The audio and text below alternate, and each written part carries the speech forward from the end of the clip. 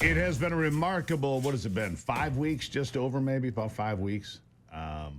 And Donald Trump has gotten so much done. Look, we need legislation. There's no question about that. We need a lot of these things to be legislated. But by way of the pen and the executive order, last count I saw was about 75 executive orders. I don't actually know where we are now. I've lost count. How could you keep up? Fair question. One of the big things is taking DEI out of the government, especially out of the military. Will Thibeau is a former Army Ranger, director of the American Military Project at the Claremont Institute, joining me today. Will, nice to have you on the program. Yeah, good morning, Steve. Thank you. So you've been there, right? You've been in hot LZs. You've been in places where people are actually shooting back at you. That was the job. But I want to ask you, how long ago did you leave the military? I left about almost 5 years to the day in 2020. All right. So just tell me, what was it like when it comes to DEI and woke agendas then? Because one of the things that's happening now, Pete Hegseth says, stop spending money on woke programs. We're done with that. $50 billion that they were squandering there. Put it into priorities like lethality, which is a word that he uses pretty much every time he talks now. What did you see then, and how important is this in your estimation? Well, first, it's critically important. I was just seeing the veil being removed from the face of DEI in the military. But critically, you and your listeners should understand that this has been going on for a lot longer than people think. The first race quotas were established by the Defense Race Relations Board for the Pentagon in 1965. And there were more or less service-wide representational mandates throughout the intervening decades. I just saw that veil uncovered, though, when it kind of came to the forefront, and it really accelerated during the last 4 years. When you see people like Rachel Levine or some of these others, I don't know what his real name is, and it is his real name. I don't know what it is, and I'm not going to play games with that. And you see transgender individuals that are leading or are in command positions. I mean, does that command respect from the people that are out there, the soldiers, the sailors, the airmen and women? I mean, does that command respect when your leader is a guy dressed up as a woman? No, it's a bizarre, awkward staring contest where previously, and this happened frankly to me a few times, where everyone would look around the room and you'd kind of pledge fealty to the transvestite, ideology, say the right pronouns just because you're afraid of getting in trouble. But everyone knew deep down that this was bizarre, wretched, and had no place. Not even deep down, like just below the surface. It's like, what the hell are we doing here? I mean, it's not deep down. It's just like, good God.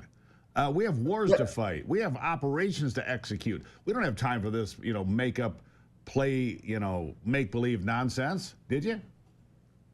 No, of course not. But it was clear that, some of these, vanishingly small number of officers were using the uniform, for their own personal proclivities. And they wanted to make their service. Let me ask you this.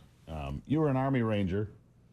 You're there at the Claremont Institute. You talk to people that are current military, retired military, probably every day, multiple times a day, right?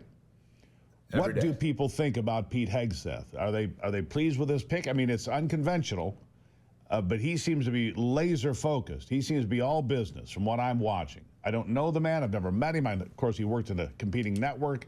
I have no issue with him. He's got a lot of experience in field. What do you think of him? What do other people think of him? He's a breath of fresh air. He is the turning over of the tables of the consensus of the defense establishment that has failed this nation for decades.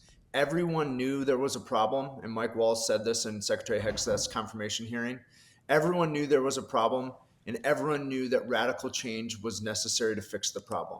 Pete Hegseth is that change agent, and you can question his experience or the typical background he may hold, but he is the right man for the job because he knows that disruption is necessary.